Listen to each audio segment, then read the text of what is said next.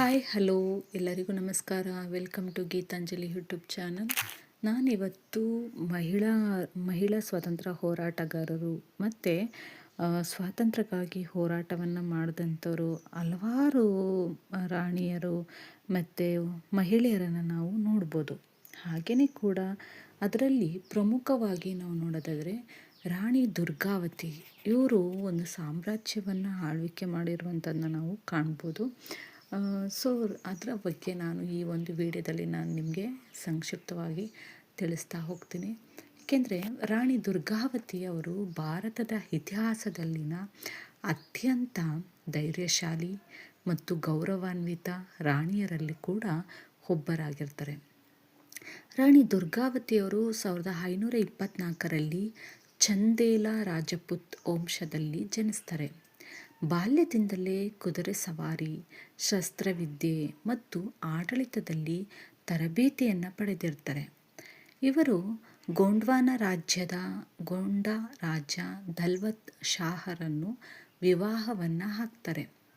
ದಲ್ಪತ್ ಶಾಹರ ನಿಧನದ ನಂತರ ತಮ್ಮ ಮಗ ವೀರ್ ನಾರಾಯಣ ಇನ್ನೂ ಅಪ್ರಾಪ್ತ ವಯಸ್ಕನಾಗಿದ್ದರಿಂದ ರಾಣಿ ದುರ್ಗಾವತಿ ರಾಜ್ಯದ ಆಡಳಿತವನ್ನು ಸ್ವತಃ ವಹಿಸ್ಕೊಳ್ತಾರೆ.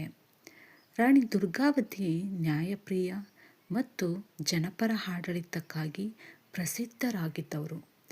ಅವರ ಆಡಳಿತ ಕಾಲದಲ್ಲಿ ಕೃಷಿ, ನೀರಾವರಿ ವ್ಯವಸ್ಥೆ ಮತ್ತು ವ್ಯಾಪಾರ ಅಭಿವೃದ್ಧಿ ಆಗುತ್ತೆ. ಪ್ರಜೆಗಳ ಹಿತವನ್ನು ಮೊದಲಿಗಿಟ್ಟ ಅವರು ಎಲ್ಲ ಧರ್ಮಗಳಿಗೂ ಸಮಾನ ಗೌರವವನ್ನು ನೀಡ್ತಾರೆ. 1564ರಲ್ಲಿ ಮೊಘಲ್ ಸೇನಾ ನಾಯಕ ಅಸಫ್ ಖಾನ್ ಗೋಂಡ್ವಾನವನ್ನು ಆಕ್ರಮಣವನ್ನು ಮಾಡ್ತಾರೆ. ಈ ಸಂದರ್ಭದಲ್ಲಿ ಸೇನೆ ಕಡಿಮೆ ಇದ್ದರೂ ಕೂಡ ರಾಣಿ ದುರ್ಗಾವತಿ ಧೈರ್ಯದಿಂದ ಯುದ್ಧಕ್ಕೆ ನಿಂತಾರೆ. ಆನೆ ಮೇಲೆ ಕುಳಿತು ಸ್ವತಃ ಯುದ್ಧ ಭೂಮಿಗೆ ತೆರಳಿ ಸೇನೆಯನ್ನು ಮುನ್ನಡೆಸ್ತಾರೆ. ಸೋಲು ಅನಿವಾರ್ಯವೆಂದು ಅರಿತಾಗ ಶತ್ರು ಕೈಗೆ ಸಿಲುಕುವುದಕ್ಕಿಂತ ಗೌರವಯುತವಾಗಿ ಮರಣವನ್ನು ಆಯ್ಕೆ ಮಾಡ್ಕೋತಾರೆ.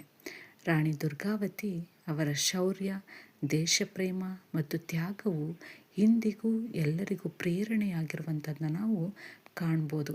ಹಾಗಾಗಿ ಮಹಿಳೆಯರಲ್ಲಿ ಅತ್ಯಂತ ಸೇನೆಗಳ ವಿರುದ್ಧ ಹೋರಾಟವನ್ನು ಮಾಡಿ ತಮ್ಮನ್ನು ತಾವು ರೂಪಿಸಿಕೊಂಡಂಥದ್ದು ಅಥವಾ ಎಲ್ಲರಿಗೂ ಕೂಡ ತಿಳಿಸುವಂತಹ ಒಂದು ಅಪ್ರತಿಮ ಮಹಿಳೆ ಅಥವಾ ಶೌರ್ಯವನ್ನು ಹೊಂದಿರುವಂತಹ ಮಹಿಳೆ ಅಂತಲೂ ಕೂಡ ಇವ್ರನ್ನ ಕರಿಬೋದು.